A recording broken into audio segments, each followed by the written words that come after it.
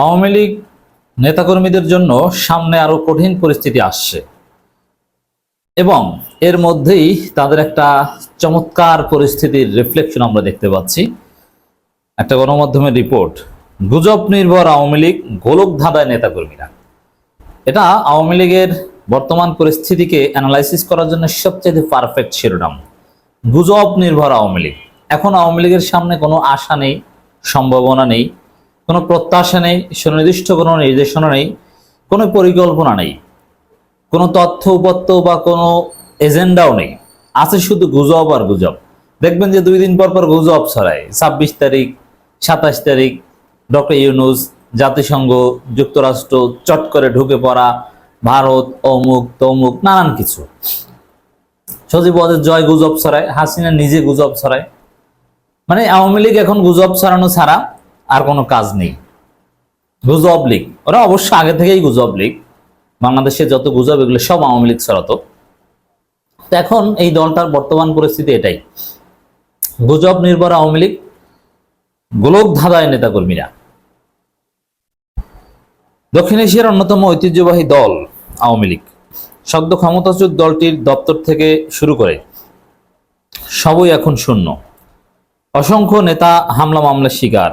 দলের সভাপতি সহ পালিয়ে বেড়াচ্ছেন অধিকাংশ নেতাকর্মী।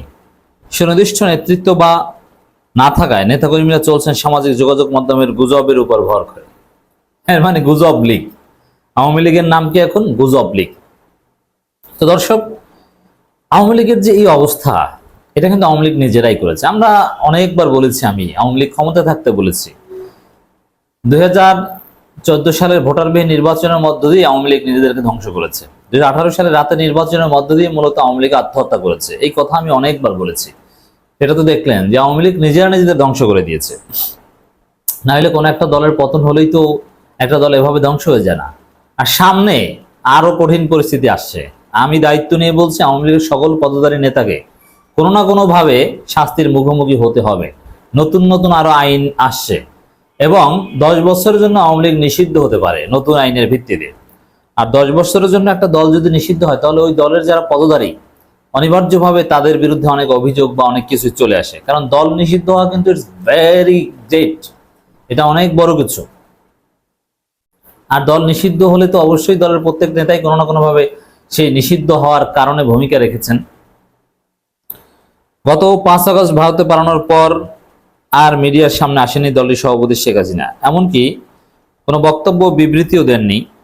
তবে তার ফোনালাপ ফাঁস নেতাকর্মীদের মধ্যে মিশ্র প্রতিক্রিয়া তৈরি করেছে। দেশেও নেতাদের নামে বক্তব্য, বিবৃতি ও প্রেস নোট আসছে সামাজিক যোগাযোগ মাধ্যমে, কিন্তু এসবের সত্যতা নিশ্চিত করার মতো মিলছে না কোনো মাধ্যম।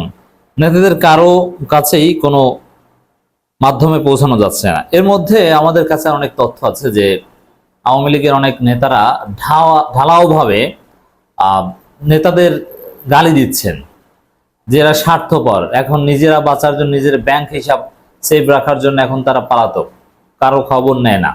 মানে বড় নেতারা জুনিয়র নেতাদের কোনো খবর নেয় না, একবার ফোনও দেয় না। আচ্ছা, আপনারা এই চিন্তা করেন কেন? খবর নেবে, ফোন দিবে, এটা কি? আওয়ামী লীগ কি আর কোনোদিন বাংলাদেশে ঘুরে দাঁড়াতে পারবে? আওয়ামী লীগের কোনো ভবিষ্যৎ আছে? আপনি কি বোকা? আর হ্যাঁ, ঘুরে দাঁড়াতে পারবে না, ক্ষমতা আসতে পারবে না, কিন্তু রাজনীতি করতে পারলেও সেটা 10-15 বছর পর, তখন তো আপনারা রাজনীতি করার সক্ষমতা থাকবে না। অতএব আপনি আওয়ামী লীগকে নিয়ে স্বপ্ন দেখেন, আপনি কি মূর্খ? এগুলো বাদ দেন।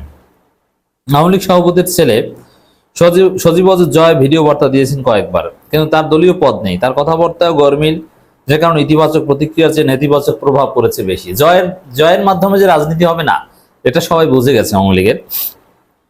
যে লোক ক্ষমতায় থাকতেই দেশে আসেনি আর দুঃসময় দেশে আসবে, এটা হাস্যকর। সব মিলিয়ে সুনির্দিষ্ট নির্দেশনা না থাকায় গুজব নির্ভর হচ্ছে দলটির নেতাকর্মীরা। সামাজিক যোগাযোগ মাধ্যমে যা পাচ্ছে তাই শেয়ার করছে, এমনকি এখনো 7 মিনিটে সব শেষ করে দেবে মনোভাব নেতাকর্মীদের মধ্যে।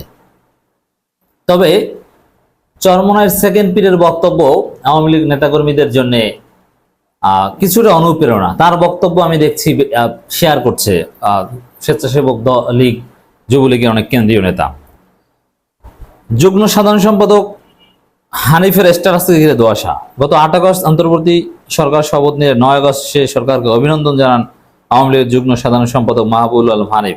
ব্যক্তিগত ফেসবুক পেজে নতুন সরকার অভিনন্দন জানিয়ে পোস্ট দিয়ে মাহবুবুল আলম হানিফ লেখেন, অন্তর্বর্তীকালীন সরকারের প্রতি অভিনন্দন রইল। দেশব্যাপী নারকীয় হত্যাকাণ্ড, বাড়িঘর লুটপাট এবং অগ্নিসংযোগ বন্ধ করার জন্য কঠোর পদক্ষেপ নেওয়ার জন্য সরকারের প্রতি আহ্বান জানাচ্ছি। তবে এটা আসলে তার কিনা এটা নিশ্চিত হওয়া যায়নি। এটা নিয়ে ধোঁয়াশা। তবে আওয়ামী লীগ নীতিগতভাবে ডক্টর ইউনূস সরকারকে বলছে অবৈধ সরকার, আর সেই অন্তর্বর্তীকালীন সরকারকে আওয়ামী লীগের অনেক নেতা বিভিন্ন দাবি দেওয়া জানাচ্ছে। এটা কিন্তু কন্ট্রাডিক্টরি। এরপরে দেখেন আরেকটা গুজব, হামিদ আইবির নেতৃত্বে নতুন কমিটি। আব্দুল হামিদের রাজনীতি করার আর কোনো সক্ষমতা নেই, অতএব তাকে নিয়ে গুজব ছড়াচ্ছেন কেন? 6 সেপ্টেম্বর সাবেক রাষ্ট্রপতি আব্দুল হামিদকে আহ্বায়ক এবং শেরিন হায়াত আইবিকে সদস্য সচিব করে আওয়ামী লীগের আহ্বায়ক কমিটি গঠনের গুজব আওয়ামী লীগের লোকজনে ব্যাপকভাবে ছড়িয়ে দিয়েছে। তাদের ইন্টারনাল বিভিন্ন হোয়াটসঅ্যাপ গ্রুপও এগুলো ছড়িয়েছে, আর সোশ্যাল মিডিয়ায় তো ছড়িয়েছে।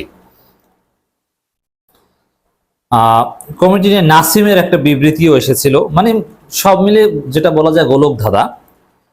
নতুন ওই কমিটি নিয়ে 6 সেপ্টেম্বর শুক্রবার রাতে গণমাধ্যমে বিবৃতি আসে দলটির যুগ্ম সাধারণ সম্পাদক আফামা বাহাউদ্দিন নাসিমের নামে। যদিও এটিরও সত্যতা নিশ্চিত হওয়া যায়নি। বিবৃতিতে বলা হয়, দেশে ক্রান্তি লগ্নে পার করছে আইনশৃঙ্খলা পরিস্থিতির চরম অবনতি ঘটেছে। আমরা এক মগের মূল্যকে বাস করছি। আর আওয়ামী লীগের সময় কি ছিল? আওয়ামী লীগের সময় ছিল মগের মুল্লুক, এখন যেটা হচ্ছে মগের মুল্লুক না, এখন স্বাধীন সার্বভৌম সুন্দর বাংলাদেশ।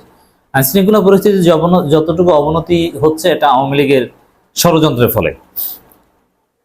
যাই হোক, শেখ হাসিনার নেতৃত্বে তারা ঐক্যবদ্ধ থাকার কথা বলছে, অথচ এটা মানে আওয়ামী লীগ যা বলবে, এমনকি আওয়ামী লীগের ভেরিফাইড ফেসবুক পেজ যেটা, ওটাও আওয়ামী লীগ চালায় না কে চালায় এটাও সন্দেহ আছে। এরপরে মনোবল চাঙ্গা রাখতে নানকের একটা বিবৃতিও আসে। সেই বিবৃতি আসলে নানকের, এটাও আমরা কিভাবে নিশ্চিত হব? তবে গণমাধ্যমকে এ বিষয়ে অবশ্যই সরকারকে নির্দেশনা পাঠাতে হবে যে আওয়ামী লীগের কোনো বিবৃতি ছাপানো যাবে না। কারণ যে দলটা গণহত্যাকারী, যে দলটা ফেসিবাদী, যে দলটা ভোটাধিকার হরণকারী, সেই দলের কোনো বিবৃতি ছাপানো কিছুতে উচিত হবে না। তারপরে আলোচিত ফোনালাপ, সেই 2টা ফোনালাপ, এগুলো নিয়ে কথা এসেছে। এক কথায় যদি বলি কোনটা আওয়ামী লীগের বক্তব্য কোনটা না, এটা নিশ্চিত হলেও নেতাকর্মীরা গোলক ধাঁধায়। কারণ হাসিনা নিজেই মিথ্যে কথা বলছে। তিনি বলছেন চট করে ঢুকে যেতে পারি। তিনি আছেন দিল্লিতে, বলছেন যে বাংলাদেশের পাশে, অথচ বাংলাদেশ থেকে দিল্লি অনেক দূরে। বল না যে দিল্লি বহুদূর। তো এইভাবে হাসিনা নিজেই মিথ্যাবাদী, ওর বাপ মিথ্যাবাদী, ওর জন্ম মিথ্যার উপর ভিত্তি করে, ওর 14 গোষ্ঠী মিথ্যাবাদী। অর্থাৎ এই দলকে নিয়ে নেতাকর্মীরা গোলক ধাঁধায় থাকবে, এটাই স্বাভাবিক। নেতাকর্মীদের শাস্তির মুখোমুখি হওয়ার জন্য সামনে আরো কঠিন পরিস্থিতি আসছে, এবং যারা ফৌজদারি অপরাধ করেননি তওবা করেন। আমার বুদ্ধি এটাই, এর বাইরে আপনাদের কোনো রাস্তা নেই।